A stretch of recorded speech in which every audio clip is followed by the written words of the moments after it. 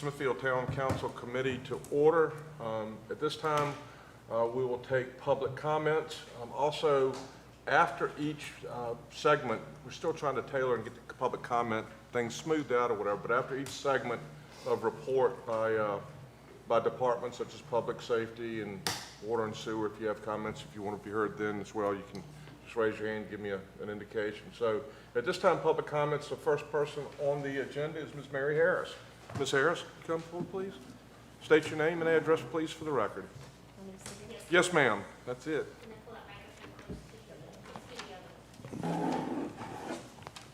Hi, I'm Mary Harris. I live at 329 Grace Street.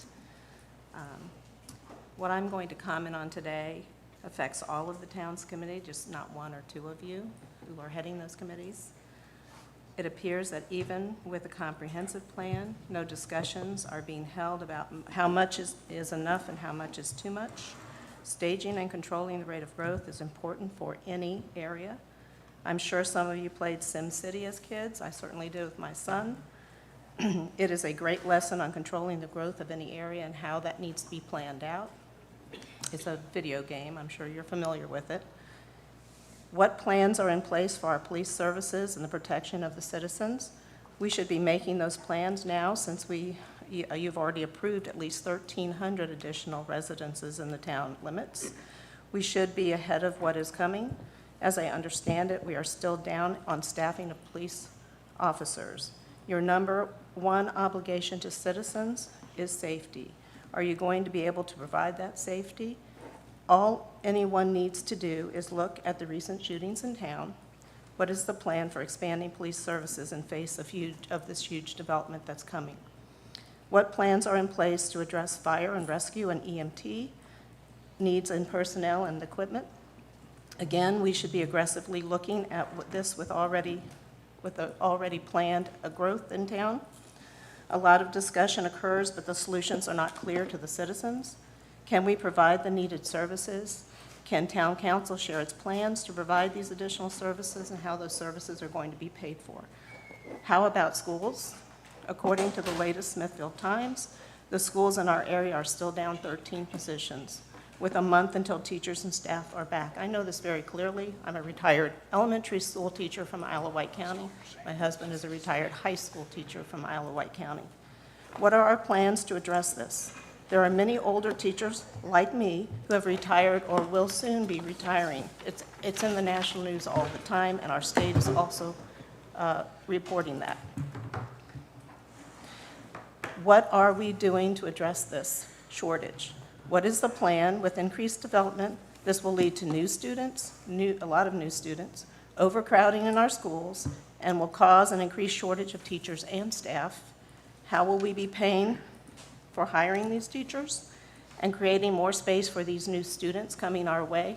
There are 1,300 additional homes we've already said are coming, plus additional developments we're now considering. What about infrastructure?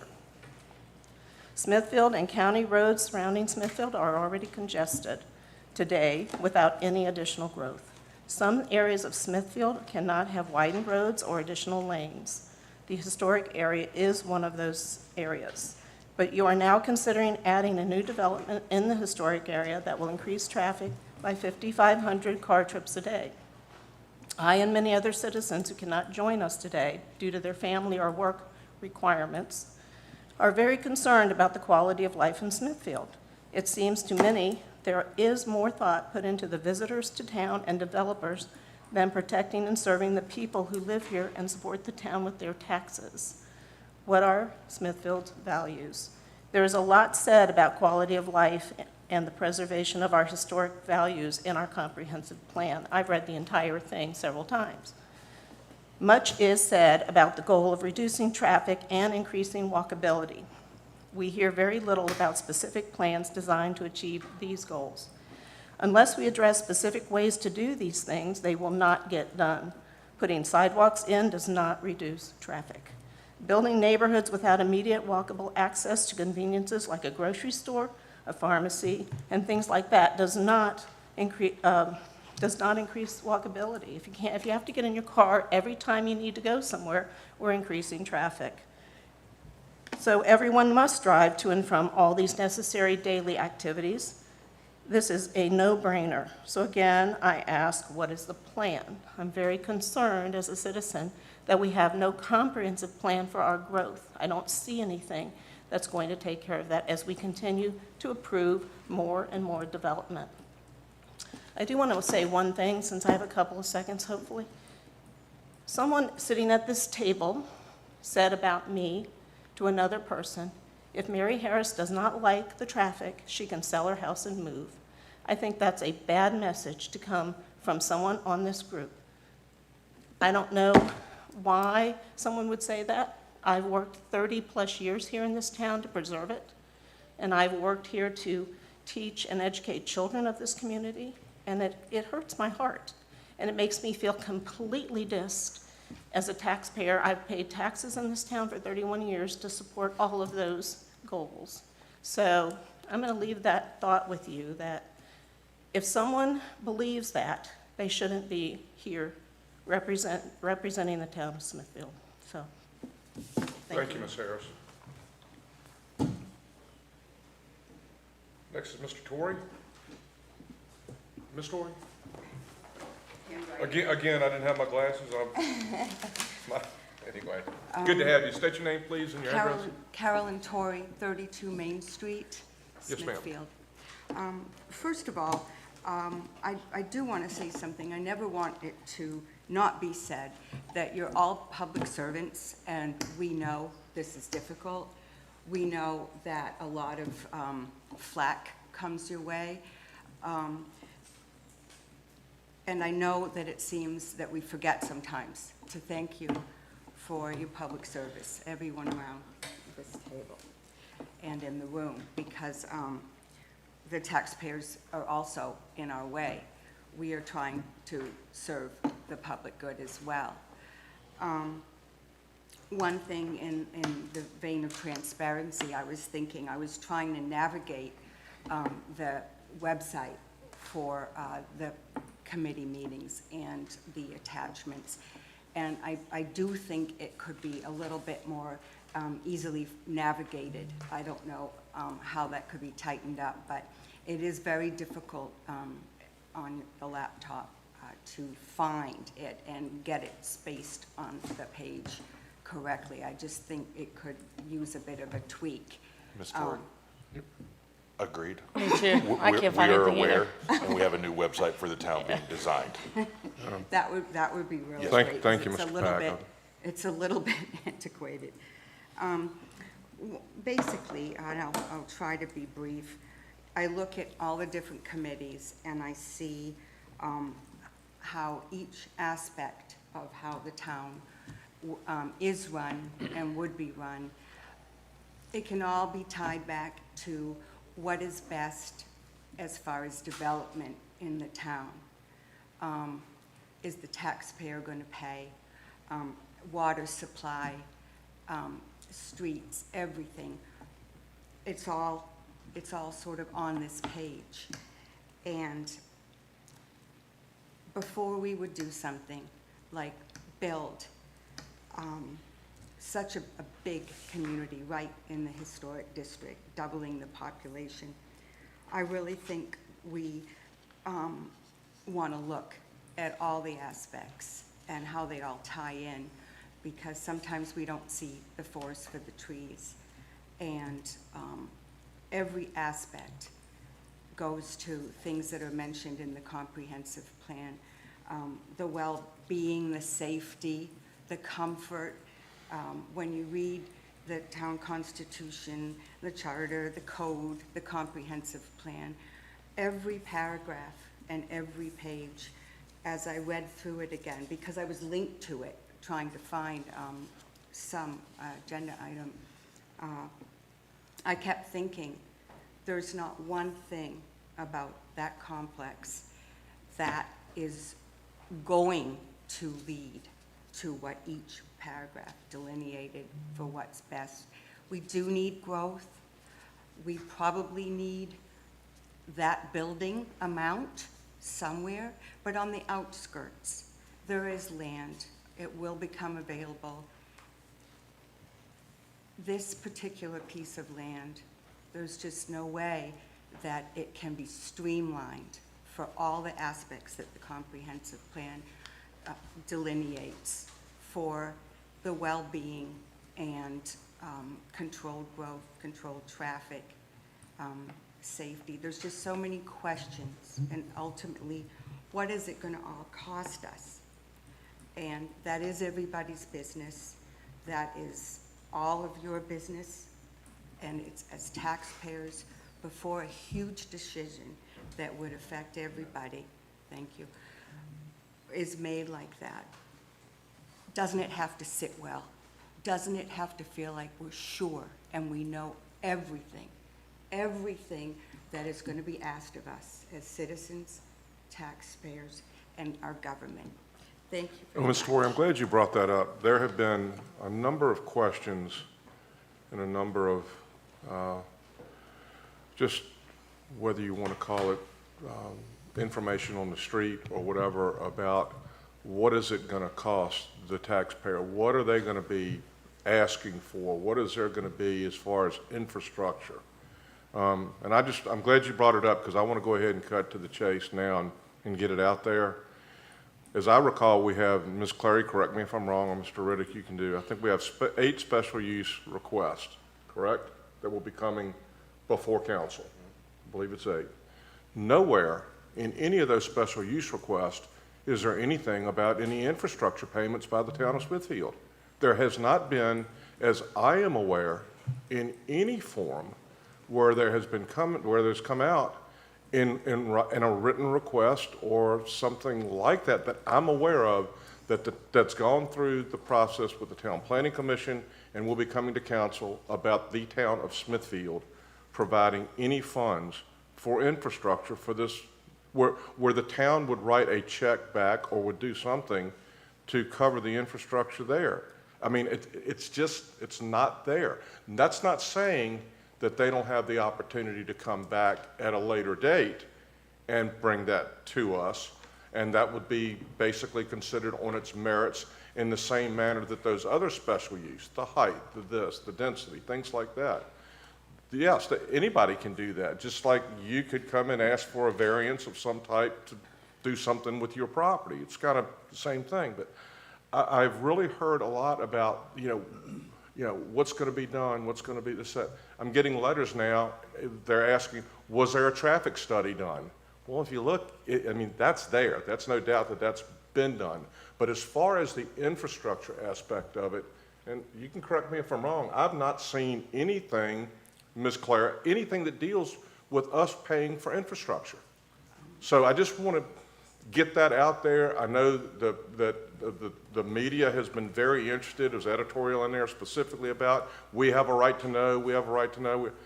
Well, I don't think that I've got a right to ask you about something that you haven't proffered to me to begin with. It's almost like poisoning the well ahead of time. If you haven't asked for it, it's not incumbent upon us at this juncture. From a lawful and from a procedural perspective, I believe, I'm just one person, to ask that when they haven't asked for it. Now, if they were to have asked for it, then we really get into the weeds. We really get into sharpening the pencils, figure out what's going on. Why would we do that? What would be the cost-benefit analysis? What would be? But until then, I just feel very strongly that we haven't been asked about it. It hadn't been proffered. It hadn't been a piece of paper that's been sent through Ms. Clary up through the Planning Commission up to us. So, that's just my opinion. And it may come. Who knows? But at this juncture, it's not up for consideration because it hasn't come. My understanding is the FOAI report that the Isle of Wight County got at the same time that the town made a request.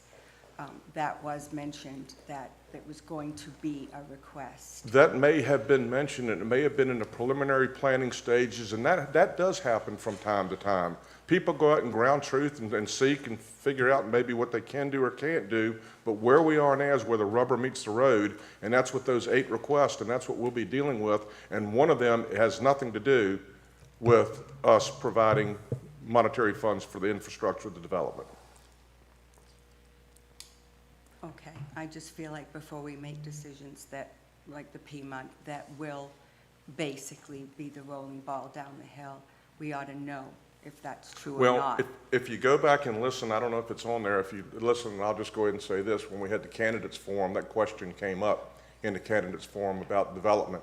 And you can go back and listen to what my response was as there. far as do you recall what my You response got my was? vote. Okay, I haven't changed. Okay, that's really good to hear. I didn't think you had. Thank you, ma'am. Thank you all. Anyone else wish to be heard on public comments at this time?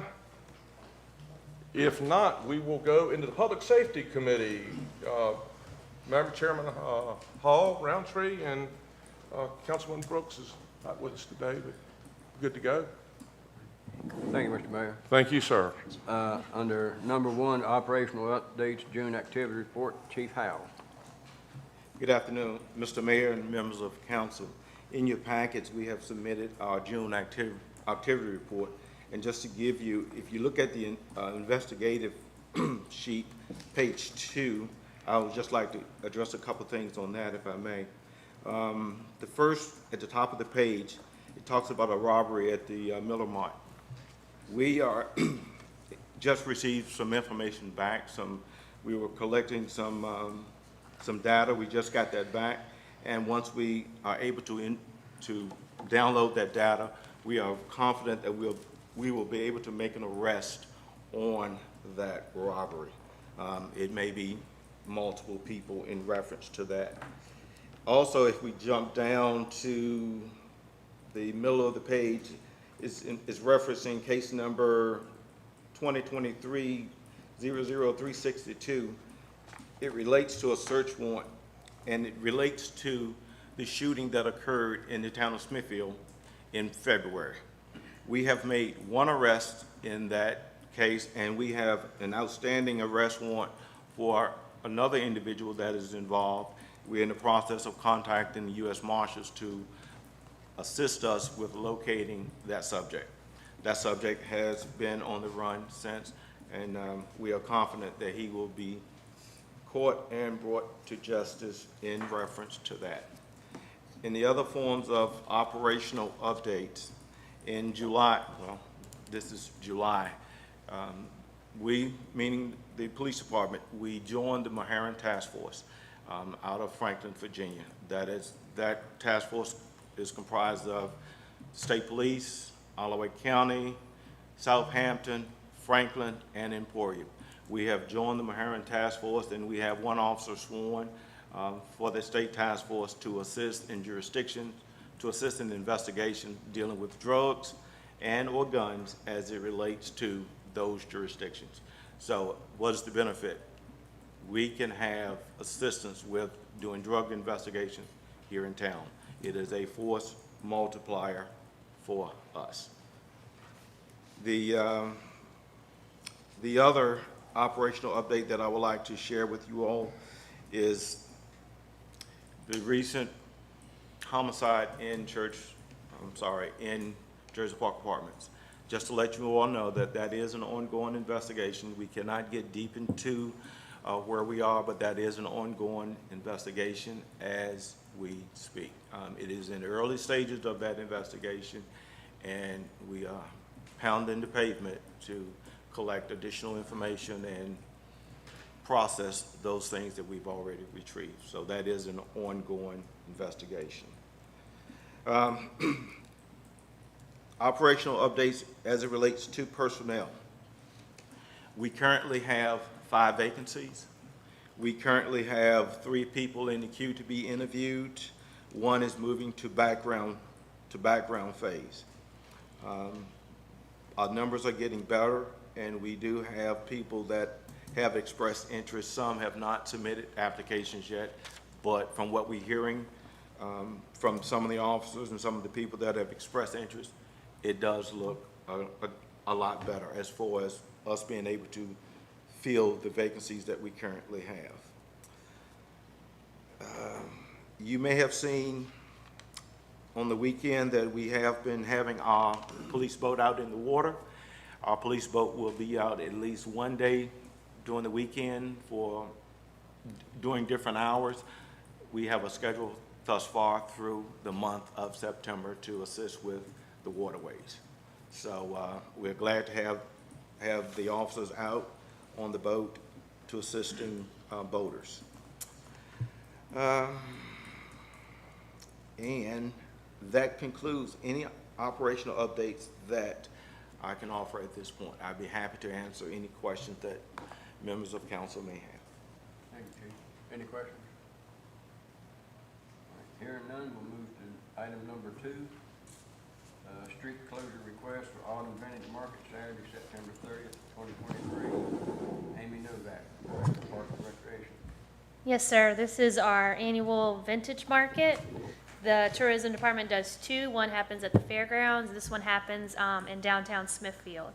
So we're asking for the closure of Main Street and Mason Street from 6 to 7 that day to allow for setup, the event itself, as well as for vendor exit. Any questions, concerns? This is a repeat. We've done Yes, this sir. numerous times. So. Uh-huh. Thank you. Okay. Thank you, Amy. Council members, please make sure your microphones are pointed at you so we can get your voices loud and clear. Thank you. You're welcome. All right, now we'll close the Public Safety Committee at this time. I'd like to open water and sewer, members on myself, Mr. Pack and Mr. Hall. Item number 1, we have operational updates by Jack Reed, please.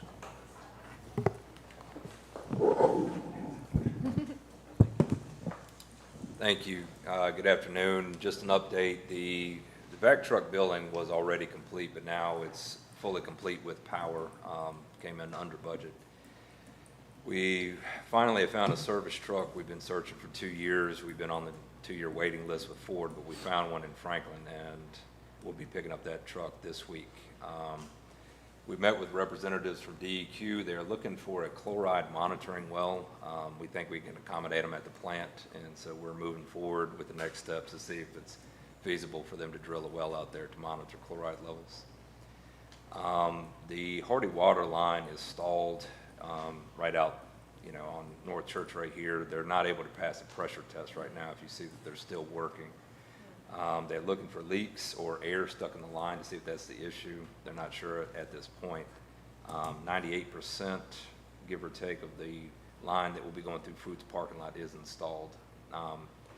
They're still optimistic of having that water line functional by October.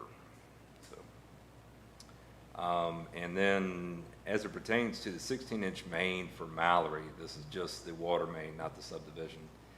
They have paid all their fees and have all their permits to begin. And we don't have a start date yet, but they're clear to move forward whenever they're ready.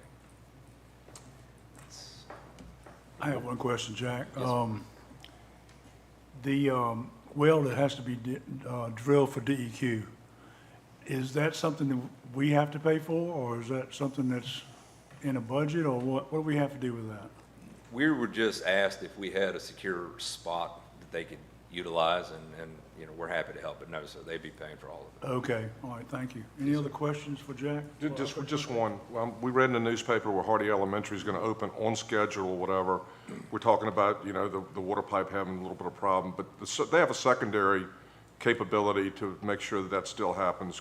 Yes, Just want sir. everybody to know that that's the case. They have their original well system that they'll be operating on until the water line is functional. Good deal. Yes, sir. Thank you, sir. Any other questions for Jack? Item number 2, we have an addendum for the water agreement between the town of Smithfield and Alloway County. Jack? Actually, I'll take this one. In your packet, you had 3 different water agreements. The first is from 2016, when the town entered into an agreement with Isle of Wight County that basically said if the town ever needs water, we agreed that we would buy it from the county through their Western Tidewater Water Authority agreement. In 2018, about the time that the last annexation happened, the agreement was updated, and in that agreement, there was a timeline put to that purchase of water. It said that within a period of time no less than no sooner than 3 years and no less than 5 years from the date of that agreement, 2018, the town would begin to purchase water to offset the amount we were selling them at Gatlin Point. And so basically that meant that about $200,000 a year that we do in water sales to the county for Gatlin Point, we would have to buy water from them to offset that. So we would lose that revenue each year in our water system. We also had Kimley Horn, or Drake Raid, one of our engineers, do an assessment on what would actually have to happen for us to take that water into our system. Because the agreement had us putting a valve somewhere in between Kroger and McDonald's in that area to let them sell water to that portion of town. That assessment came back and said it would cost anywhere between $2 and $3 million to do the infrastructure work it would take to accept that water. So at that point in time, we sat down with the county and said, hey guys, this doesn't make a lot of sense for the town. We don't have to buy the water. We have plenty in our system and within our permits. What can we do to not have to do these improvements? So we've come up with the agreement that's in your package. The town would pay the county the $1 million in water sales that they would see from us over that 5 years of the agreement, because the agreement ends in 2028. It was a 10-year agreement with no automatic renewal. So we put on the table that you would see $1 million, the county would see $1 million in water sales over 5 years. We would lose that money, and we would have to spend that $2 to $3 million to upgrade the system to accept their water, because we can't commingle the waters. They use a different treatment process than we do. So the agreement that's in the package will supersede both of those other agreements. As mentioned, we'll have to pay the county $1 million in total, and right now it sounds like we'll be able to split that up into 2 payments. But it does set forth that we will not have to buy water from them. It sets out the rates that we will sell them water for, which is our existing water rate. Whatever that standard rate is what they will pay. And we also agreed that in part of this, the properties on that far end of town down near Tractor Supply, there's 3 parcels called out in the agreement. We would allow them to service those with water and sewer.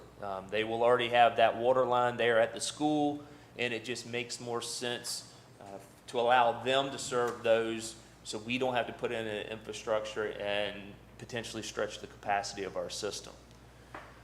So that's the agreement that's in here. I will try to answer any questions that I can. This, again, we do have to pay the county $1 million. However, it saves us that other $2 to $3 million that we would have to expend to do system upgrades to accept the water from them. So at the time when the agreement was put in place, there were some concerns about us not having capacity in our permit to serve all of our citizens, and we're confident at this position that we have that capacity, and we have that capacity for the foreseeable future. However, if we ever have to buy water because we don't have the capacity, then we still have the mechanisms in place to do that with the county. Questions, because that's a lot. Is this, over a 5-year period, do we break that down in payments? We or- would probably do it over 2. Okay. Any questions? Mike, I have a question. So, Michael, did you say the minimum that we promised to buy per year was 200,000? What it is the agreement was set up, the gallons that we sold to Gatlin Point is where that was set up. So that comes out to about $200,000 a year in water sales that we are currently, getting from Gatlin Point, and that would go away. So that's what that number was set on, was that 5 years of $200,000 of sales to Gatlin Point. And so I don't like having to pay the county Right. anyway. But if that's the case, and it was 200,000 in water sales per year, why would we step up those payments and split it into 500,000? Why don't we just pay them 200,000 a year for 5 years? Right now, that's what they're asking for, is for it to be over 2 years. Well, I think you should go back and ask them. Well, and that's That it would be over the 5, only like it would have been pieces- earned.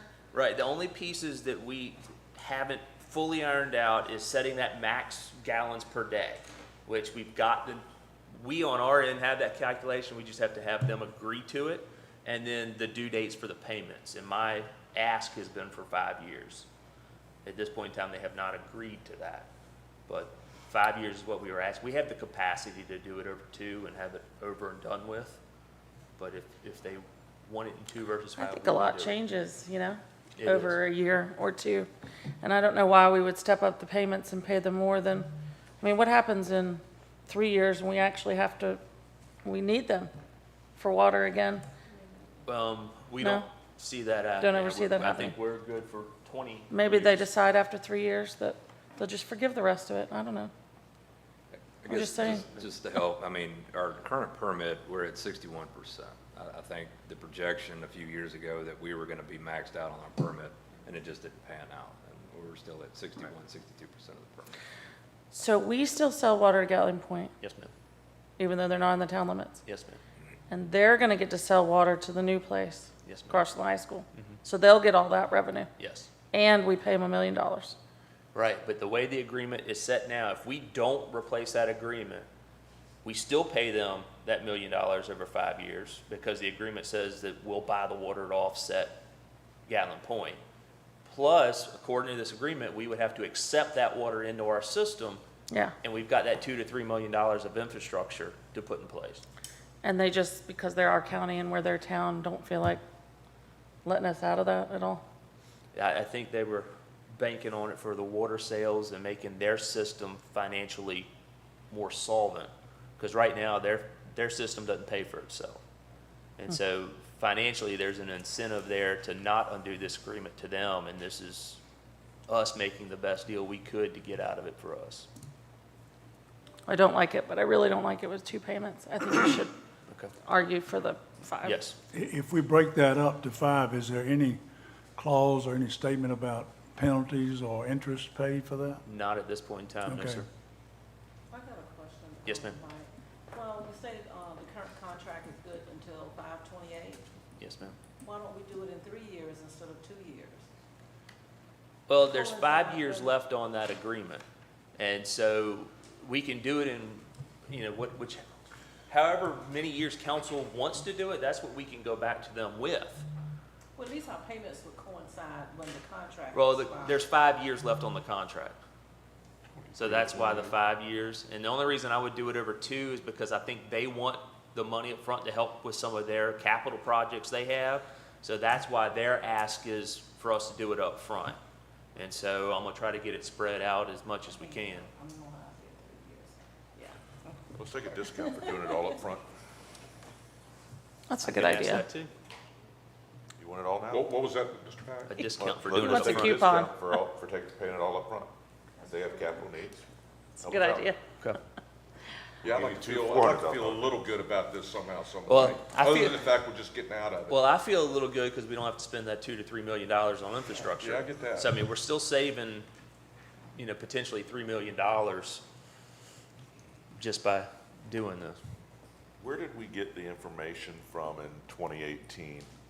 I was here, I don't remember that specifically, but where did we get the information from saying that we were gonna be at capacity and we need to purchase water? I think it was a concern, and I think it was negotiated as part of the annexation agreement it was in the county's best interest, and it may have been part of that negotiation for the annexation agreement. I don't think the information available in 2018 was obviously correct, but it's the information that was available. The best. And because I think I think the council, had it known that it would cost $2 to $3 million to Connect. do the infrastructure work, would never have agreed to that. But I don't think our engineers served us very well in that regard. Well, they because- weren't asked to look at that. Well, but they were, I think they would I think they were asked a very broad question, and they basically said, yeah, that's not a problem. And Right. it's not a problem if you have $2 to $3 million. Yeah, the ask at the time was to, how much of the town would it take to offset Gatlin Point? And so that was the only real question I asked to the engineers at the time. And if you mix the 2 types of water, you get a rotten egg sulfur smell that takes a significant amount of time to get rid of. And so we can't commingle the 2 waters together. Not when Smithfield used to have the best tasting drinking water in forever, as some people say, so. no. But I like Mr. Pack's idea as far as the discount, as far as if they'll think about that. All I can do is ask. Well. Yes, that's- sir, we can do that. And if you don't ask, we don't get. That's right. Okay. Mr. Chairman, that, Sounds good to me. So we'll take that and we'll have something by the August council meeting, on where we are with that, but, again, That's I next know, week. yes, Yeah. I know it's a whole lot. This is the first time I've seen this, and there's all kind of mistakes in here. So I mean, I know this has already been the Board of Supervisors has already looked at this at their meeting, and, so. All right, well, let's talk offline about that. Their attorney drafted it. I understand that, but he had sent Yes. it to me. Okay, we'll talk about it. Yeah, I do we'll have- let two attorneys fight. That's always right. nice. That's right. I do have a question about Yes, sir. that agreement, and this is I guess, like a better word, a legalese question. In number 4, in the first part there, I've lost my page here. On my computer here is, it talks about, if something arises where there's a dispute, If something happens where there's a financial penalty or civil action, that there would be a third party investigate it, and whoever's found at fault will pay for it. they'll pay for we'll split the cost of the third party. Of the third But party. we'll pay, whoever is responsible will pay for Yes, whatever it was that was found. yes, sir. I don't like paying for trying to find out whether I made a mistake or somebody else made a mistake.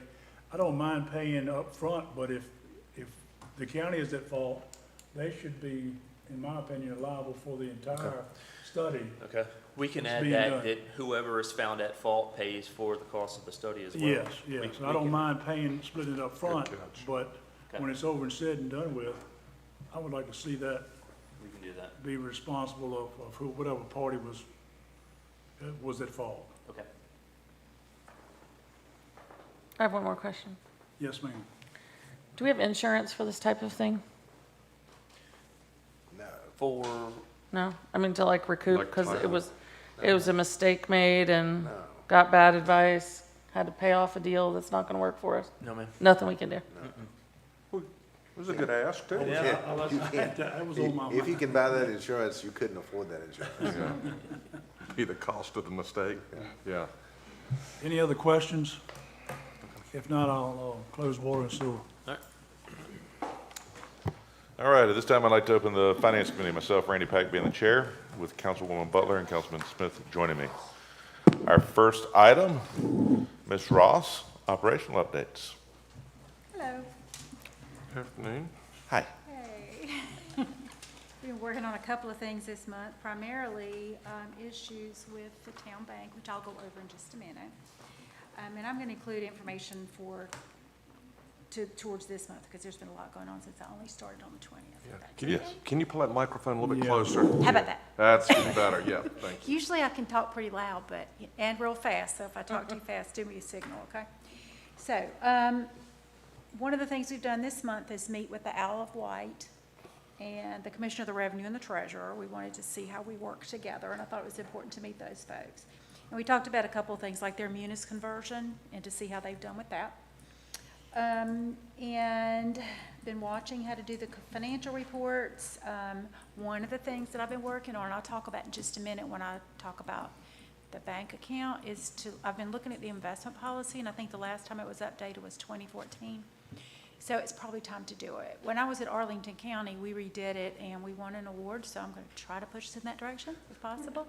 We did some pretty cool things. I mean, it's not as much money, but still, it's money. Let's see. I've started the cash forecast to sort of take a look at if we do investments in other areas, what would be the best time for us to do those investments, and the length and duration would be something that we have to really look at versus just putting them in the investment pool, which is good and secure, but we need to think about some other things too.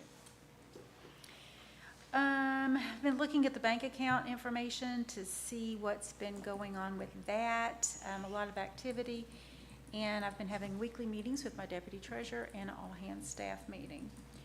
Can I talk about the town bank now? Okay.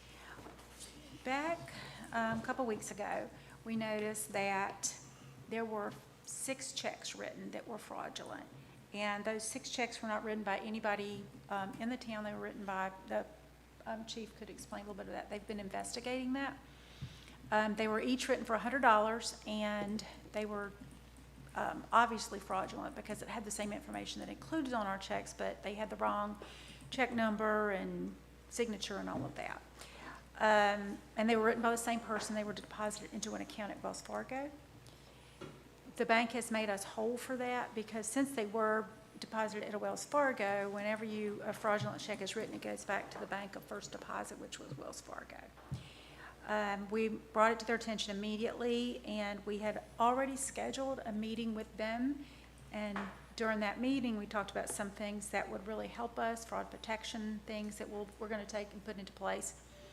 Positive pay, ACH, and any additional services. Also, with Town Bank, when Town Bank took over Farmers Bank, they discontinued our sweep, so our money just sits in the bank account and didn't really earn anything, but they did make us whole on that, and I'll explain that in just a second.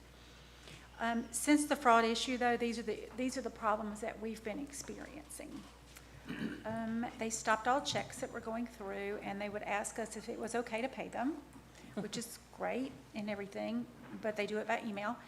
Unfortunately, they sent an email to only one person, to me, and I didn't see it because it went in my spam, saying, can we do these ACH transactions that occur every month to the retirement account and to a couple other things like that. So we didn't notice it until, of course, the next day. And also, we were trying to get intercompany transaction, intercompany movement between accounts done, and they had stopped all of that, and it was a mess, and I think they've finally fixed that problem. So what we're doing now is trying to let them know whenever we write checks or make any ACH transactions. So prior to the merger, Farmers Bank was paying between $6,000 and $3,000 a month in interest, and they, during the next few months after that, they paid us $61 and $136. And we had about $60 million in the account, which is pretty sad. So they did pay interest on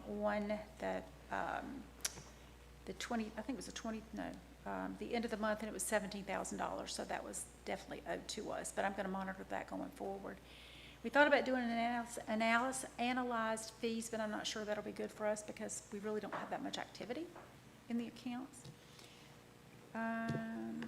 Any questions? No? Just one. Okay.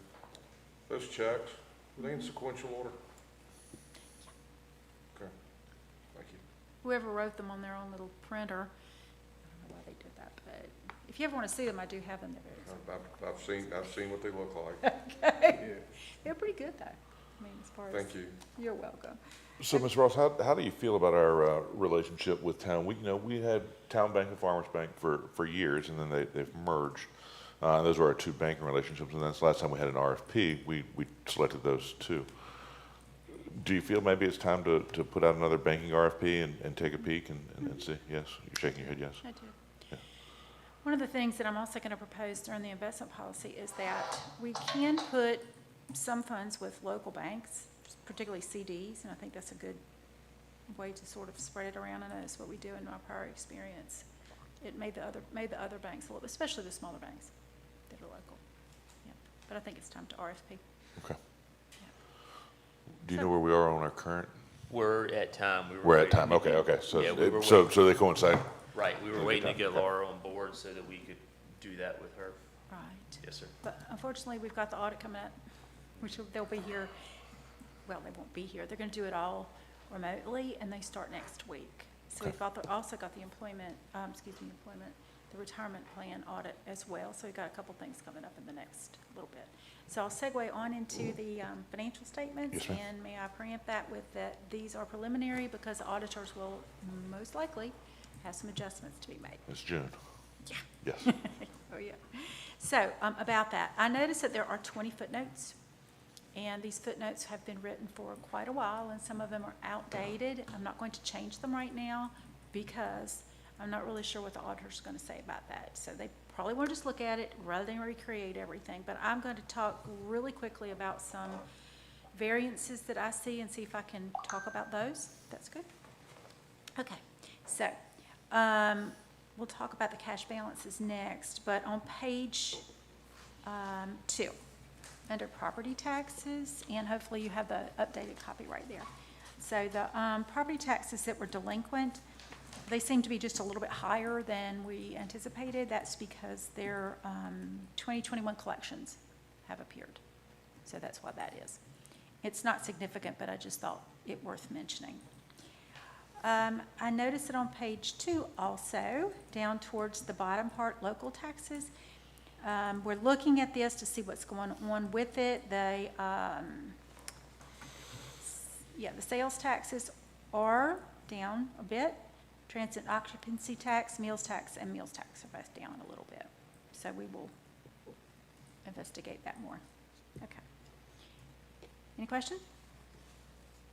All right, if we go to page 3. It's just this, the transit occupancy taxes and meal taxes were due June 20th, right? I think is when they were last due. Have you received payment from most or all the folks, and everything's still down? Yeah, just down a little bit. I'm going to look Interesting. into see what's going on. I know we received one just a little bit late. Yeah. It was like a day late. Right. So that would have been put on the next day. But you've still received, so, okay. Let's see. So, page 3, under kayak rentals. Hopefully that will change since they put in the new kiosk, so it's down just a little bit, as you'll notice on that line. Let's see.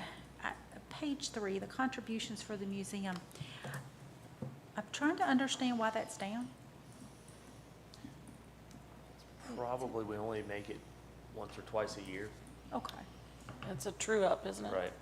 So it's more than done at the end of the year when we get an invoice from the county. Okay. Let's see. Page 5.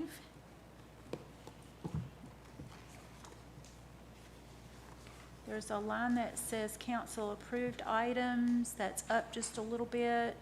That was a payment for my moving costs, so that was up just a bit more than anticipated. It's a payment from where? To my moving costs. Relocation. Yeah, that would be what it. Relocation expenses, yes, ma'am. Yeah. Let's see. Now, if we go again to page 7, we look at the dues and subscriptions. That's to do with Tyler and the Munis, which is up just insignificantly because we're paying that. All right. And I've only got one more. And there are on page, under the police department, dues and subscriptions and equipment. The dues and subscriptions is up because of Axon contract. And the one that says equipment is covert law enforcement, which is an equipment, I believe. All right. If nobody has any questions, I want to jump into the funds that we have. Yes, ma'am. Yes, okay. So if you look at the cash balances, we're particularly going to look at the bottom where it says VML VACO Finance. As I was saying, our investment pool really is not paying anything, it's just holding on to the funds. They offer other options. There's a stable fund that pays 5.33 on a daily rate. And prior to this, we always benchmarked what our earnings would be with the 90-day T-bill, and the 90-day T-bill is 5.24. So we could possibly use that as a rate to see if we could at least stay within that or above that if possible. And let's see, we did have an extra payroll this month, so that's why our general fund is down just a little bit.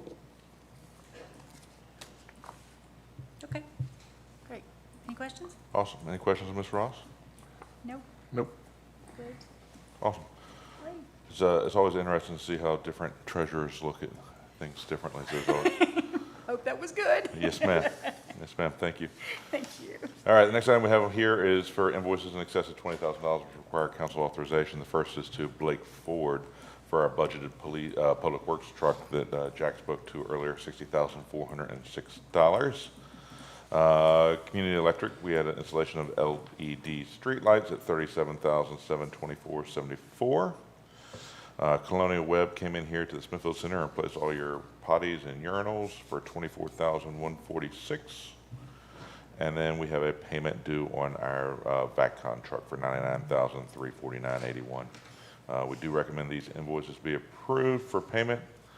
Any consideration by council? Seeing none, we'll send these to council for authorization of their August 1st meeting. Anything else to come before finance today? Hearing none, finance is closed. Thank you. I'd like to open the Parks and Recreation Committee. I set up a video for y'all to watch. Oh, good. CKR did it, staycation spots, and Smithfield was selected to be one of those spots.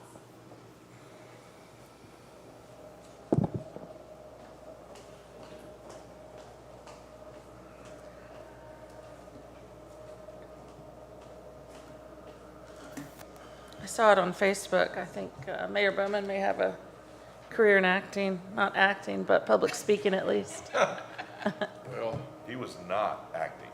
No, I know. He was being truthful, I know. particularly about his favorite restaurant.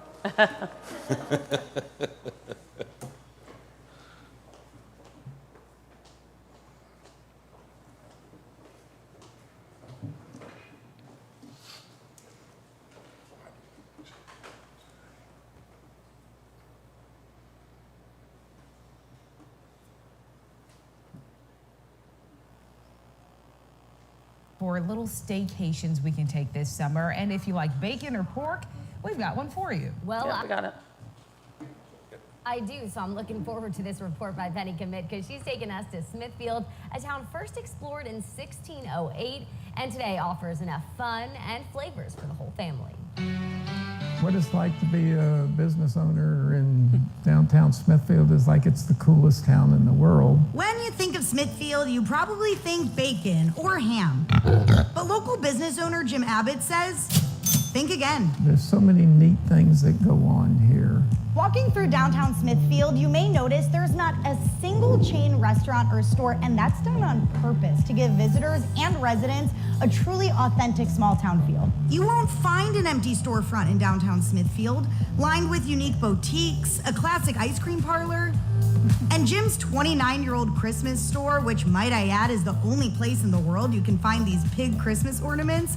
Smithfield's Main Street is where Southern charm comes alive. It's the best place to be. But who am I kidding? The city does love ham. They even have the world's oldest one. So this ham was made in Smithfield over 100 years ago. Yeah, it was in 1902.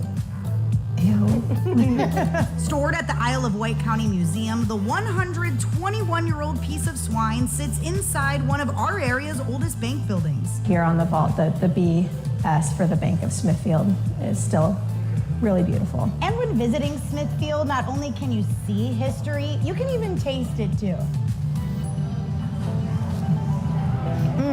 These are sweet potato biscuits, house-made with the Smithfield country ham.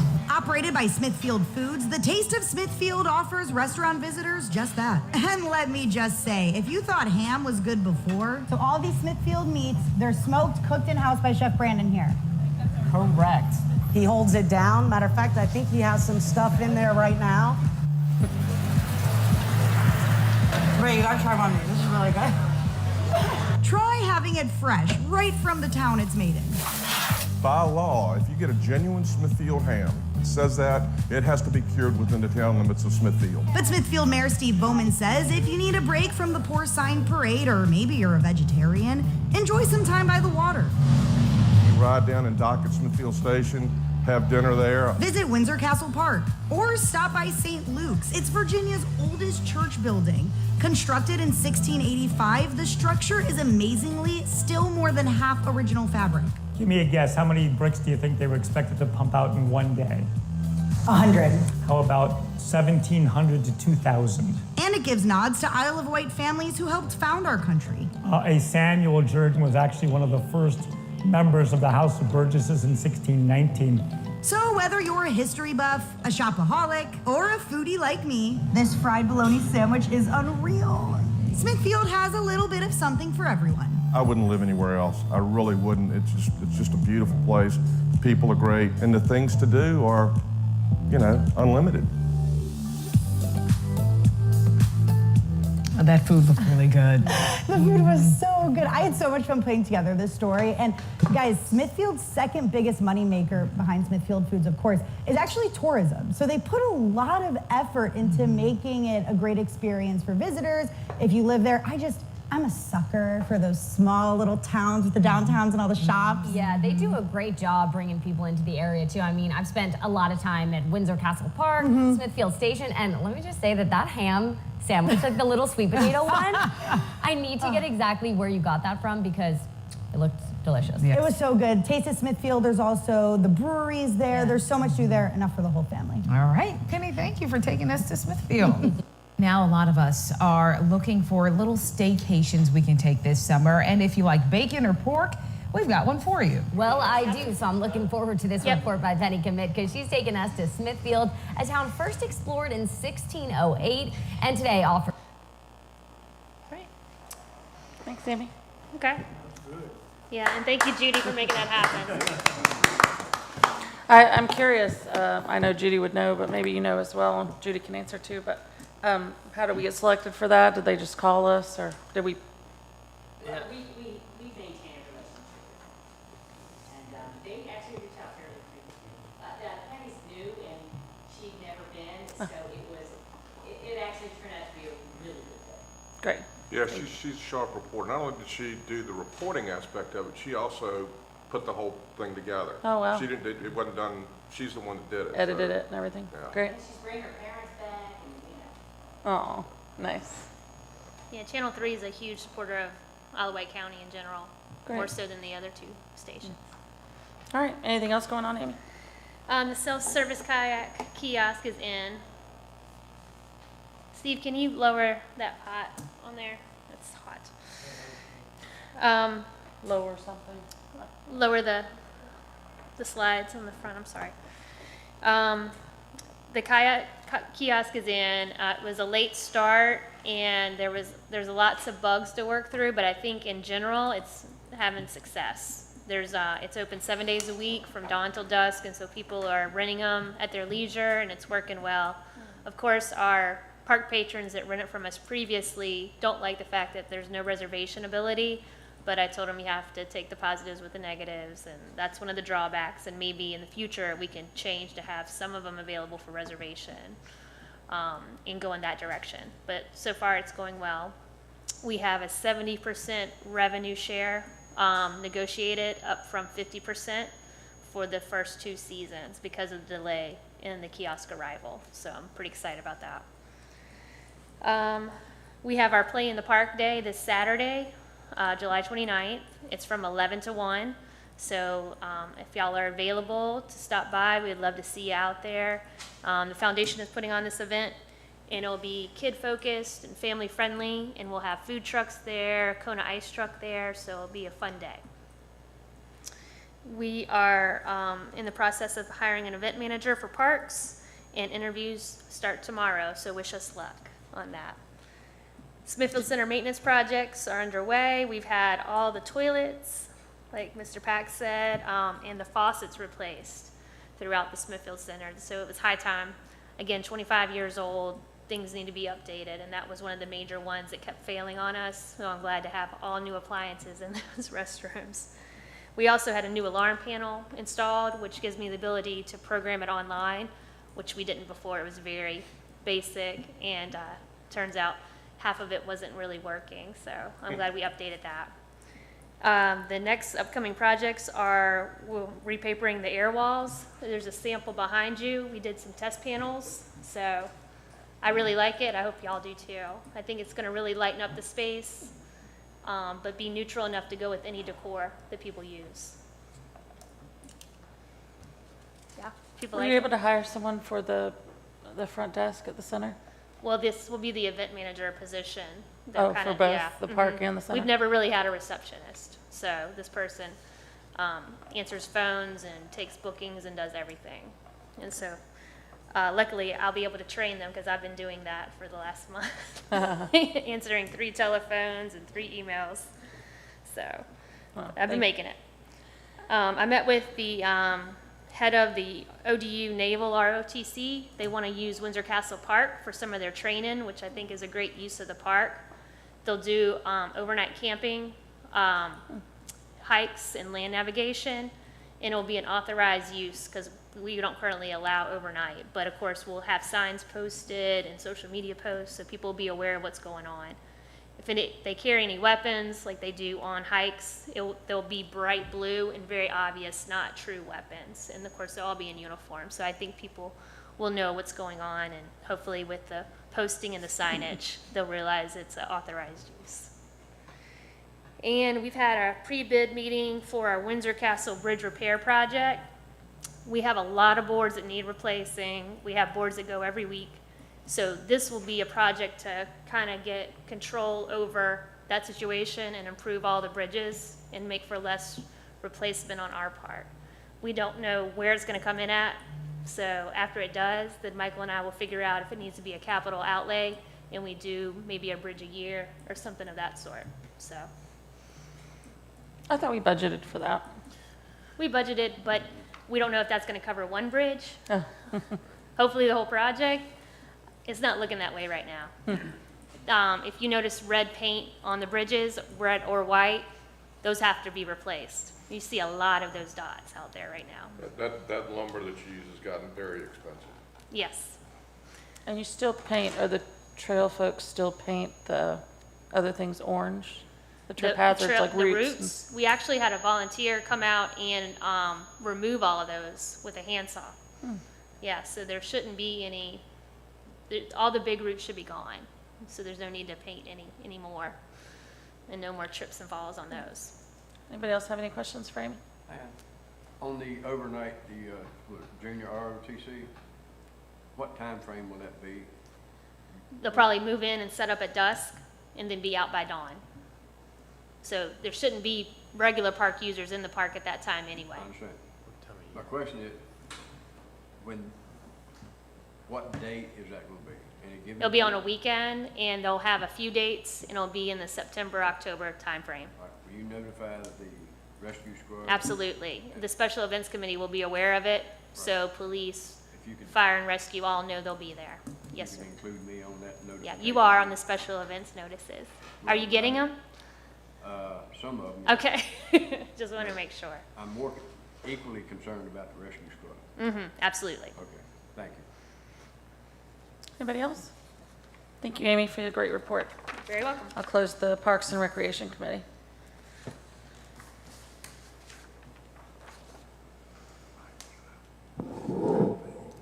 Yeah, I guess either Mike or I can open Public Works in Mr. Brooks' absence. Either Chairman, concur? Yeah, go ahead, because I've lost my page. Okay. So I'd like to open the Public Works Committee, members, Chairman Brooks, myself, and Mr. Smith. So first is operational updates. Jack? Yes, ma'am, just a few updates on a few of our projects. The street lights for Cypress Creek are in the queue with Community Electric and should be installed in the next few weeks. The Pagan Road storm water repairs, pipe and ditch rehab, the site plans are approved. Verizon and Columbia Gas have been notified about possible relocation of the utilities within the project limits. Surveyor have notified to stake out the project limits, and we are working on additional easements if they're needed. We're continuing our building upgrades. Most recently, we completed a break room in Town Hall that was requested by staff, and as part of the agenda, we'll be bringing you the landscape service contract later in the meeting. Thanks. Great. Saw that several members had a nice tour with you, Jack. I'm sorry I was out of town. I'll catch you next time, but Sure. heard rave reviews. We did. It was great. It was great to see that. Going back, I guess it's not classified information, but we were talking about water and capacity or whatever. Somebody was very foresightful when they built the RO plant to ensure that we have room there for increasing our capacity. So I was really pleased to see that, and it's just a good day to spend with a bunch of good, hardworking folks. I put that in the email, but from a public perspective, I just want to let you know it's really enjoyable, and we've got a really good team, really good dedicated team of total town employees, but to see that one group that does so much, I think that some folks have no idea of what they do. It's just, it's a credit to Jack, it's a credit to all his employees, because they do a wonderful job. I mean, you know, you start dealing with sewer grind pumps and things like that, and stuff that they do day in and day out, thankless job that keeps the water running and keeps the toilets flowing. It's important, and that's, and I say that very positively and not flippantly, but they do a wonderful job. Yeah, for sure. I mean, I personally experienced just the proactive nature of this outfit when I had a leak that was caused by adding a well, and long story long, I was using like double the amount of water that I would normally have used, and I didn't know it until I got a note, you know, someone from the town staff visited me, put a note on the door and kind of said, might want to check out some stuff, you know, we're noticing unusually high water usage at your residence. So that helped us get to the bottom of what the issue was. And I'm sure in other places that doesn't happen. So I appreciate that. And speaking of, you know, great staff, Michael, I know we ratified our budget. So when did the raises go into effect? Are those all at once, or? July 1, yes, ma'am. So did we get any positive Yeah. I mean, talk or uplift on that? There was definitely a lot of thank you and thank council for approving those. People were very appreciative. Yes, sir. Yes, ma'am. I've heard it as well. So that was 6%? 6.2. 6.2%. And July 1st fell in the middle of a pay period, or? It did. So we made it effective the first paycheck after July 1. Okay. Perfect. All right, Jack, I think you have another item to cover. Yes, ma'am. 6 firms responded to the town's request for proposal for mowing services, while 4 companies responded for the landscape and RFP, which we closed on June 12th. We had interviews, and the selection committee has selected Escape to Eden and Schultz Landscaping as finalists. Both companies have provided positive work record with municipalities and private business. Most notably, locally here, Escape to Eden is our current town landscaper, and Schultz is the provider for Smithfield Foods, and so the Innovation Center, everything up the road here. Below, please find the overall cost difference between the 2 companies.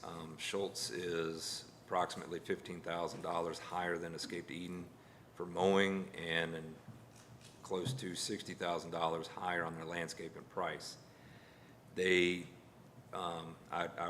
went through both proposals. The only real difference I found was Schultz provided waterings for the landscaping, obviously to keep the plants alive.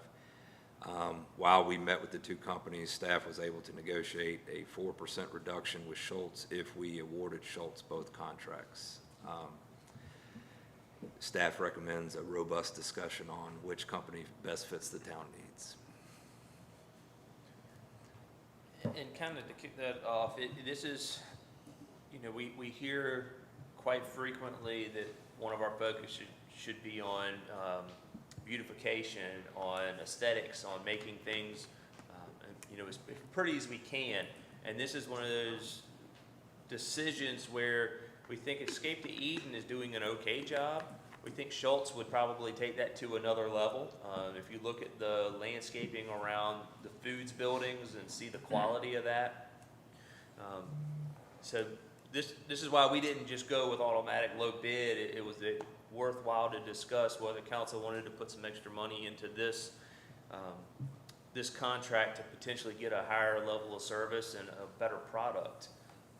As much as we put on, you know, again, appearance and the beautification of town, whether it was worth spending some extra money to get a better level of service. So the 175 is with the discount? Yes, ma'am. Renee, I can Yeah. speak to a little bit of this. I can speak to Schultz Landscaping because I have 3 different areas I can talk to. I use Schultz Landscaping in my Surrey location, and they're fantastic. And they come when they say they're supposed to come, and they cut the grass, and they replace the bushes, and they do everything they're supposed to do. And they're expensive, but it looks fantastic, and I don't have to worry about it. I also have irrigation in place there, which makes a difference. And quite frankly, that's what I need in that location. We used them at Smithfield Station. They were more expensive than the provider we had. I do not have irrigation in Smithfield Station. And the level of service was great. They came when they were supposed to, but I didn't see a marked improvement in my grass. My grass was cut, my bushes were trimmed, but I didn't see anything that really wowed me. Surrey, they wowed me there, but I think it's because what we have in place. My dad used them at his home, and they were expensive, and they provided no additional service to him other than cut the grass, and again, he didn't have irrigation. So in all three of these circumstances, like, irrigation is what makes your grass green and pretty and tight, and you can build these different beautiful rows. So you guys take that how you want. Like, I know Corey personally. I think he's a great guy. I think he does a fantastic job with his company. It's one of the most professional landscaping firms I've seen. His equipment is top notch. He's there when he says he's going to be there. He doesn't miss stuff. You don't have to call him to come do stuff. If you do ask them to do stuff, he has an account rep signed up to your account. They do a very good job.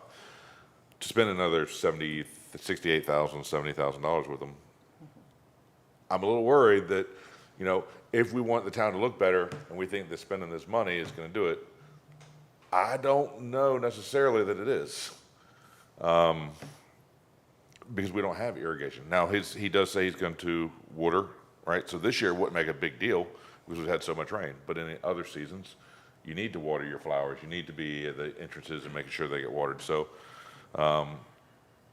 you know, I mean, what do you guys think about Escape to Eden? He said it looks okay. I don't think it looks awful. I haven't noticed anything where I saw a lot of flowers. I'll tell you one thing I have seen about Escape to Eden is that along South Church Street, where I drive a lot, that there's not weeds like there used to be. I have seen those guys out there cleaning the flower beds and weeding the flower beds a lot. And so, I mean, that's a very obvious thing. You know, we've talked, Michael, about the rest of out towards McDonald's, but that's not in the purview of either contract. So, you know, if you want robust discussion, guys, I mean, this is what I know from using these guys. You know, I can give you some personal acknowledgement to Schultz, but I really think having irrigation in place makes as big a difference as just having the right contractor there. Do we have a direct project manager with Escape to Eden? You said they're the current vendor? Yes, ma'am. We deal with the owner, and we've had no issues with the company. Nothing major. I mean, Responsive? yes, ma'am. No complaints? So in the council meeting, will we vote between the two, or we give you direction, or? You know, if you give us some direction now, we'll just put one of them on the agenda, but we figured it was worth you guys having a discussion on it. And vote to award it, okay. Right. Our normal reaction would be go with the lowest responsive bidder.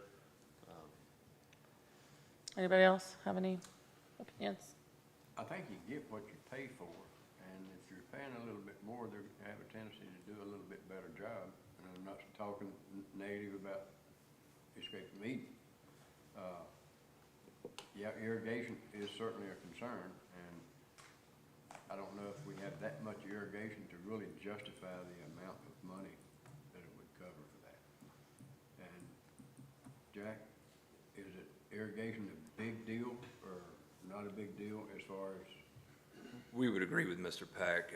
Certain areas it'd be a possibility. We could look at installing irrigation. Other areas of town, it just would not be cost feasible. Turner Drive area, just the water main's too far away. But Yeah, the cost for installing irrigation is not going to be cheap either. no, sir, no, it just would not So be. I would say probably go with the one that's not irrigated. The lower price. The one who's not gonna irrigate, Right. right? Well, none of these proposals offer irrigation. The difference that I used, Mr. Hall, was that I have one property that does have irrigation and Right. always looks great, and the properties that did not have irrigation. And that's not a service they provide, that's, you know, underground pipes and stuff. Yeah. I didn't see that big a difference. They did what they're supposed to do. I have no complaints about what they did. But they were expensive, and they're expensive here. Did I misunderstand, but was it brought up that Schultz would provide watering Correct. as well? So that's really the biggest difference in the price, is for the watering. It's the main aspect I found, yes, ma'am. Okay, help me out with this one.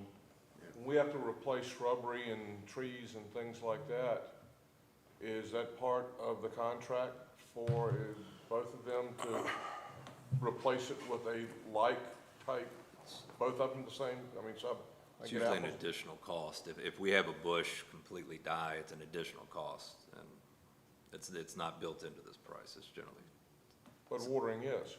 yes, sir.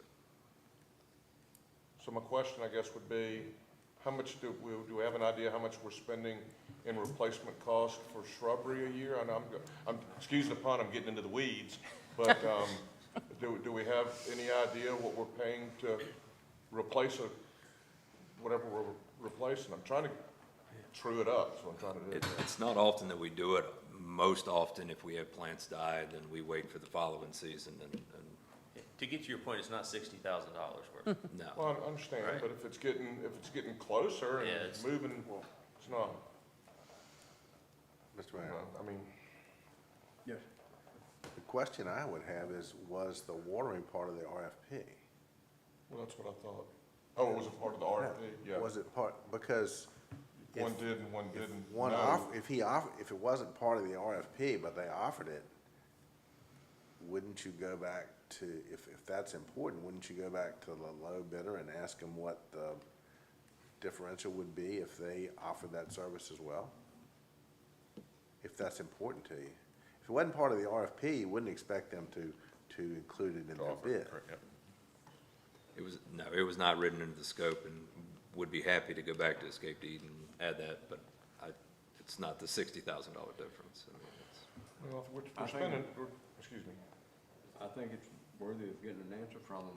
Yeah, Sure. I think so too. I mean, it's still a lot of money, but I think we need an answer, a little more definitive answer. Yeah, you know, we're spending taxpayer dollars. This is really, rubber meets, we're really spending taxpayers' dollars here. No ifs, ands, or buts about it.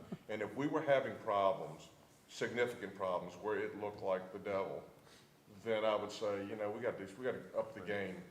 And I know Mr. Schultz too, and I know the work that he does or whatever, but, you know, sometimes when you're spending taxpayers' dollars, if the Chevrolet do, you don't go buy a Cadillac. And I think that would be my humble opinion. I tend to agree In all with you, due Mayor. respect. We aren't having problems. Am I right? I mean, I don't feel like we are. Mark, Still did think you it- have a comment? I thought you were. Listen to what y'all saying, and it all makes sense. $60,000 is a lot of money. You put it in weeks, you know, it's $1,000 a week. I mean, so, I can carry a lot of water around for $1,000 a week. So, and that's just on plants. I'm not, you know, this is, a lot of this is on lawns that never get that. So, and then like Randy said, I'm familiar with their work. It's excellent. There's no question about it. It's impeccable. I mean, you can tell it's their work, not just in Smithfield, but everywhere else they work. But with the cost, I think we need to revisit I that. think they would probably understand.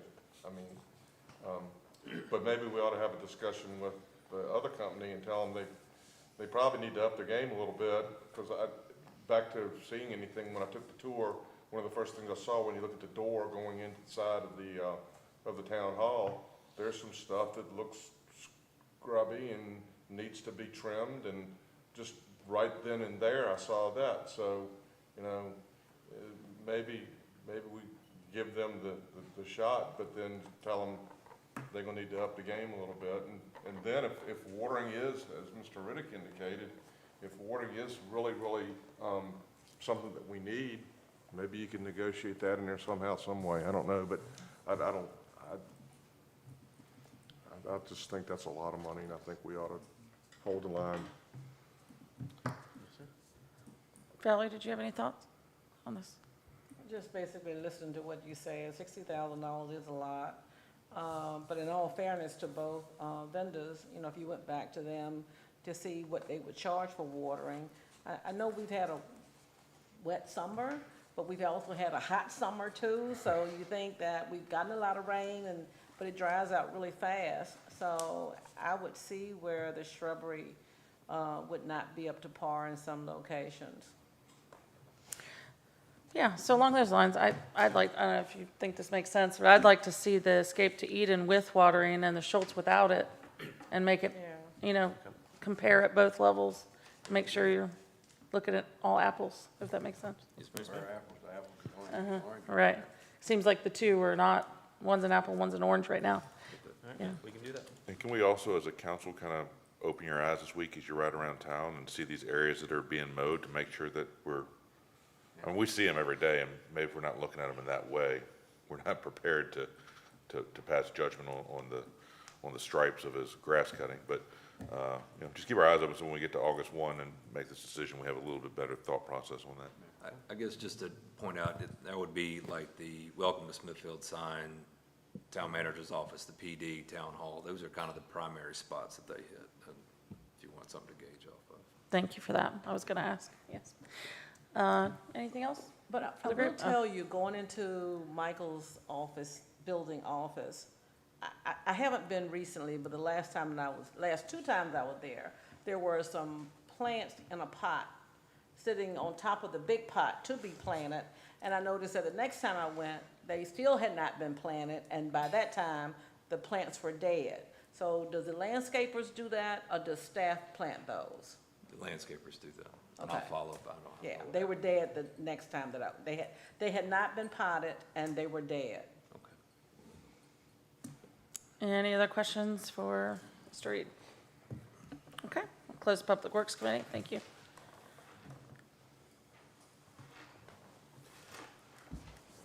I'd like to open public buildings and welfare with myself, Councilman Hall and Councilman Pack. Operational updates from Tammy? Yes, good afternoon. The Community Development and Planning Department is excited to announce that we have implemented Munis for our permitting and code enforcement. We went live July 5th. Thank you.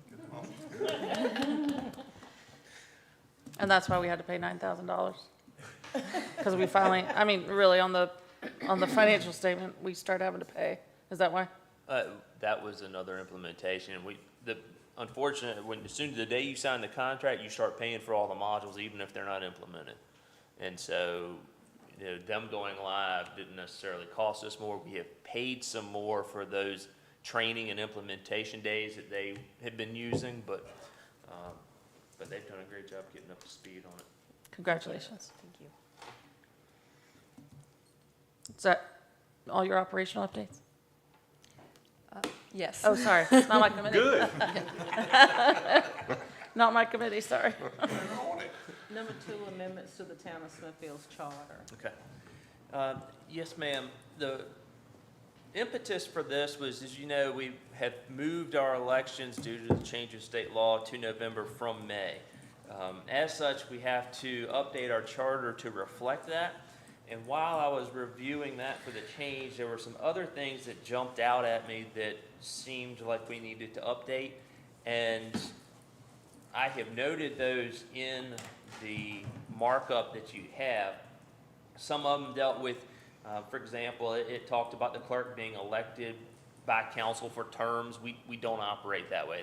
The clerk's appointed, just like the treasurer is. So we changed that. There's also some things in here about us appointing a school board member, things that we just don't do anymore. So those changes are in here and marked up as recommendations, but I think it's worthwhile for council to go through this document, review it, see if there's other things that council wants to change or ask to be changed. We do have to have it go through the General Assembly and get adopted, but now's the time for us to make these recommendations. And I've already reached out to Delegate Brewer, and her staff will make sure we get it in the hands of the right person, depending on whatever office she's in at the time that it needs to be submitted. But it's worthwhile for council to go through this, have a discussion on the things that I have found, those recommendations, as well as any other changes that you guys see fit and that would like to see changed in the charter as we go through this process. Any due date on this, Michael? No, sir, no significant due date. They have to file the charter bills before the first day of session. So reality is, as long as we've got it in her hands, probably by October, we're okay. So there's no have to have it today, but just, Yeah, but for what it's worth, having been through that scenario, the sooner you can get it in the Yes. hopper at Legislative Services, it stacks up like that, and they take one and go to the next one. So that's the right. sooner it gets in there, her staff the will send sooner it they can draft it up. to send it to legislative services, and then it'll send it back to us to make sure it encompassed everything that we wanted it to encompass. So it's worthwhile discussion. Again, these are just the things that I have found in my review.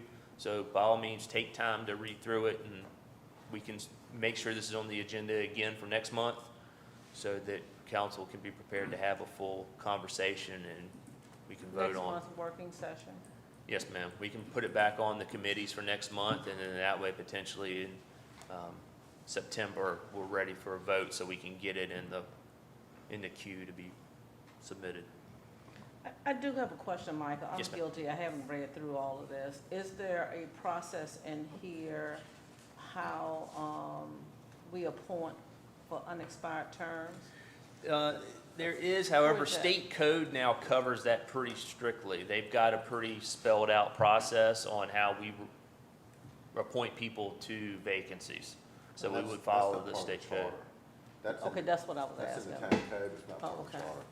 And one other thing we have to do, Michael, is we have to, we need to update the town boundaries to include all the subsequent annexation orders. Right.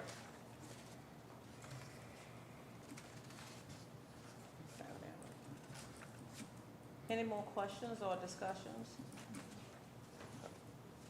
We'll all read it and make any corrections for discussions for the next month, at the next working Right, session. and you can, you have a copy here, there's also, you can get it from the municipal code on our website, has the charter on it, so if you lose this one, you can get a digital copy from the website as well.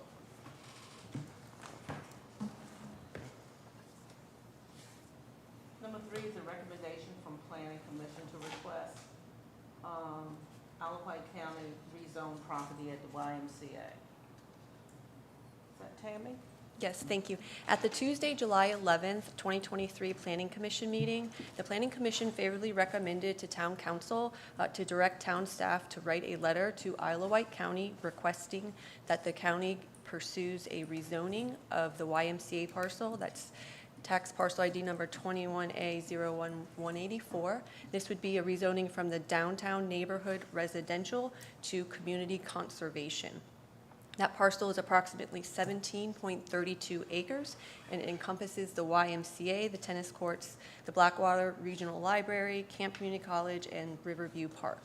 It is owned by Alawite County Board of Supervisors. Thank you. Ms. Butler, if I may. I started this at Planning Commission and asked Planning Commission to send this recommendation here. The way that property is currently zoned is DNR, and we cannot rezone property that does not belong to us. So the county would have to request a rezoning if they were willing to do so. There was some talk recently about that property being sold by the county to a developer where they were going to put up some homes. Fortunately, in my opinion, that did not come to fruition. And so what I was hoping to do is protect this pocket park, for lack of a better term, is to have this property zoned CC, which is the closest thing we have to Parks and Recreation. It would allow the YMCA and the tennis courts and all that property to stay exactly how it is today, and the ball field across at Riverview. So it would not allow for development. Right now, if that property was sold, the property owner by right would have to meet the DNR zoning designations, but could potentially go in there and build quite a few homes. So the thought process was, this is a really nice area. We have potential development coming around it, whether it be the Grange or something else at some future point. Let's try and protect this neighborhood in downtown Smithfield if we can, and request the rezone. Now, Alawite County may not go along with this, but we will, if council is favorable in doing this, and it certainly has my vote, that we will request that this area becomes CC at Alawite County's request, and we're asking them to request that so that the Planning Commission can look at it. Are they currently having a public hearing on a piece of their property in that area? Yes, ma'am, they did. Where is that? There was a adjacent property owner, bought an additional 50 or 75 feet of property next to their home prior to the tennis courts for this very reason, protect them from potential growth in the future. That went through public hearing last Thursday, and it was approved, and they're moving to closing on that. I'm not trying to impede that sale, but rather the rest of the property left in that area, so that the county was pretty serious at one point and agreeable, as I understand, to move tennis courts and build some townhomes and other things in there that I just did not think was appropriate for the neighborhood. I don't think you could have built townhomes as it's zoned now, but you could certainly go in there. And DNR is a very tight zoning district, so your side yard setbacks and your front yard setbacks are very dense. It's the most, or the least restrictive, I guess is probably how you would say, on what you could build on that property. You can consume most of that property. And you look at the houses along Gray Street and you see how closely they can be built together. That's your DNR. I don't have any problem with DNR. I'd like to protect the pocket park. That was my thought process with that. So we really haven't had any discussion with the county. No. What I will say is after Planning Commission discussed it and made this recommendation, I did talk to the county administrator and just say, hey, here's a heads up, Planning Commission is asking council for that. He didn't really respond positively or negatively other than thanking him for letting him know it was coming. But isn't Ray Gibbs, doesn't he serve on both Planning Commission boards? Yes, ma'am. Yeah, I think as a courtesy that we would have a conversation first, just to get a feel instead of just presenting this to them. Well, it's a request to have them rezone. If they say, no, we don't want to rezone it, we want to leave it how it is, there's nothing we can do. It's their property. So my ask of council is like, hey, guys, this is what I would like to see. I hope you're on board with me. And if you are, can we ask the county to rezone their own property? Okay. I know I've spoken to Mr. Grice about it, the District 1 supervisor, and he's in favor of a pocket park and, keeping this as park space to benefit the YMCA and other recreational activities. I do serve on the Metro board for the YMCA, so all the YMCAs in the area. And Adam Klutz, the executive director, would really love this and be in favor of it. You hate to box in the Y as they think about someday a pool, an outside in-ground pool or a splash pad or just adding services, tennis courts, pickleball, whatever it is. I think they're a great community partner, obviously adds to Parks and Rec and health of our citizens. So I'm in favor of this also, and Mr. Grice is amenable. Well, Michael answered my question. He's already had a conversation with Mr. Keaton, so they're aware of it. Doesn't mean it'll happen. I would certainly agree with it. Number 4, amend agreement, the historic district guidelines and entrance corridor overlay guidelines update. Tammy. Yes, thank you. The Planning Commission had requested that town staff hold off on updating the entrance corridor overlay guidelines until after they were finished with the Grange application package. This put us approximately 4 months behind. So our original agreement gave our consultants a 6 to 9 month window to complete this project. Once they were provided the notice to proceed. Again, with that 4 months, we wanted to provide them with an amended notice to proceed so that the 6 to 9 month timeline would start July 3rd, so that they would now have 6 to 9 months after July 3rd in order to provide us the updated historic district guidelines and the entrance corridor overlay guidelines. So this is just an amended agreement with our consultants. Thank you. Any questions or discussions?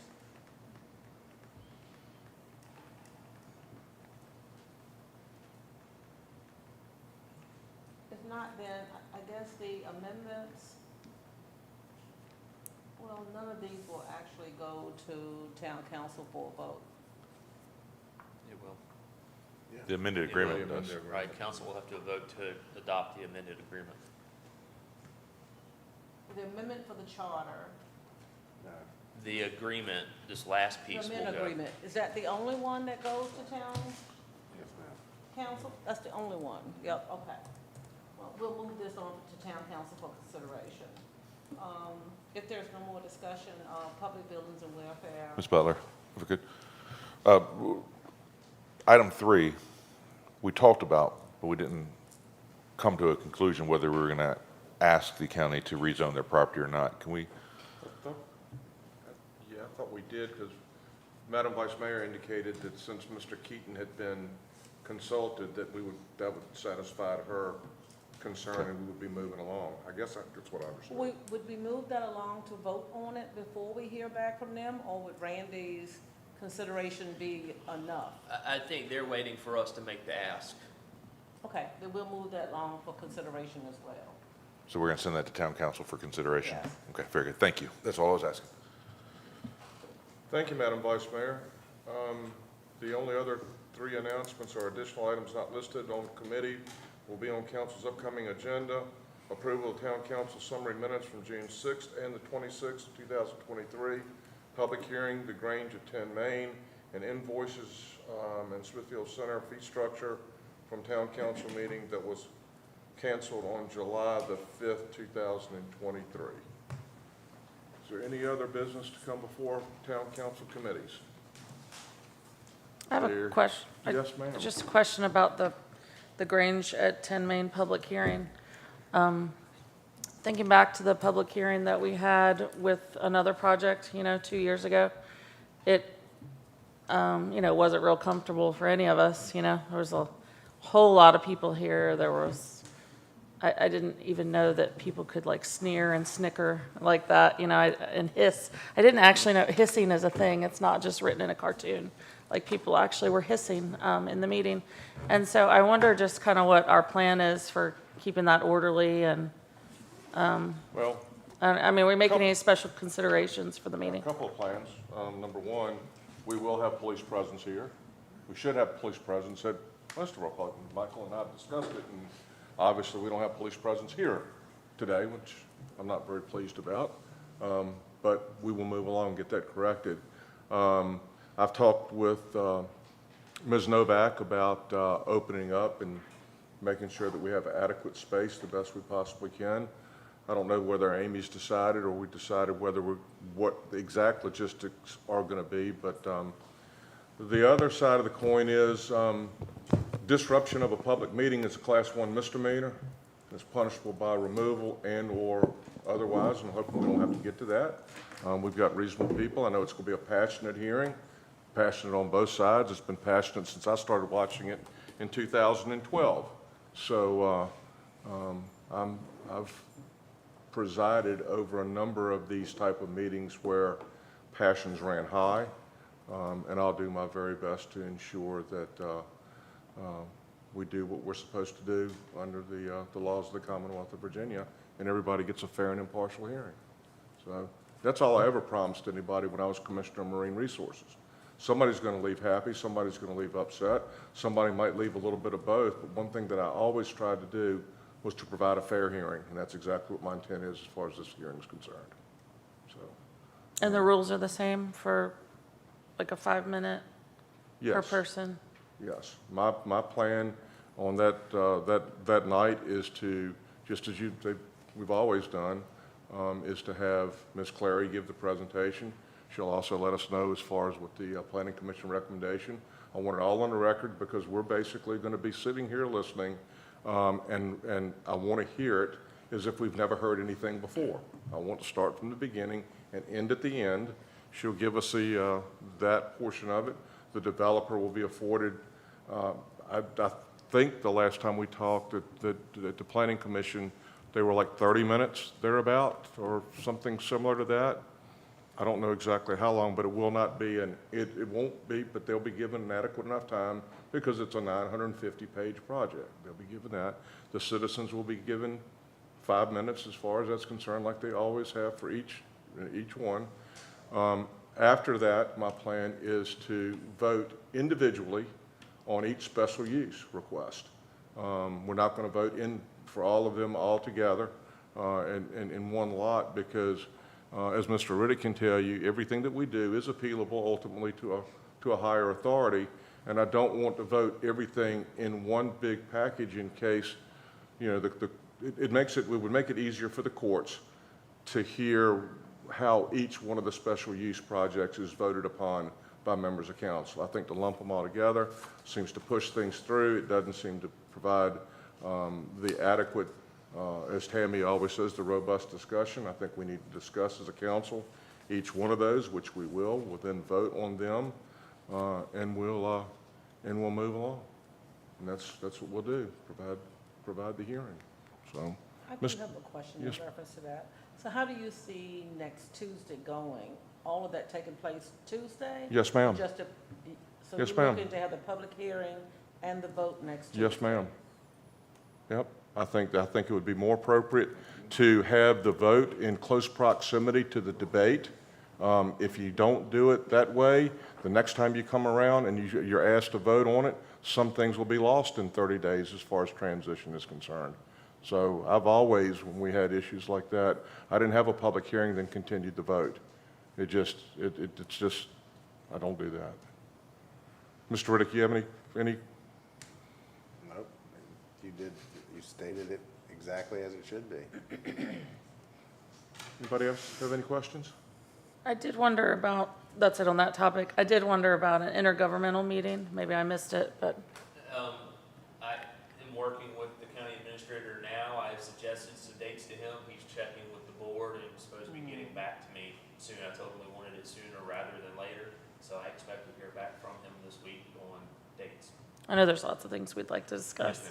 And part of that intergovernmental meeting is I'm still waiting on an answer as far as the speed control devices and detection devices at the school located within our town limits, and we haven't gotten anything back yet. I'd received a letter from Mr. McCarty and, move along a little bit. We've moved along and now we haven't heard anything. So, and I understand how those things go, but that to me is a topic as far as intergovernmental meeting is concerned. I've already gotten a warning in Suffolk. Not in a school zone, but from the cameras in a construction zone. And it was a warning, it was red warning, right across, so I don't have to pay it, I guess. But that's why, yeah, that was fun. And then my other question was the Great Springs Road project and Yes, ma'am. grant. That's still moving along. We have Summit Design under contract to do the project management for us on that. They have met with all of the residents. All of the residents have signed a participatory agreement. So we're at the point now where surveys, appraisals, those things are underway. So then we'll get back those numbers and then we'll be in a position to start making the offers on the properties. Well, that's positive, right? That they all signed Yes, ma'am. to participate. And they, all of them still have the opportunity to back out at any time, but they all signed on with the participation agreement. That makes me happy. Thank you. That's all. It does make us all happy, for sure. Anyone else? Seeing none, meeting adjourned.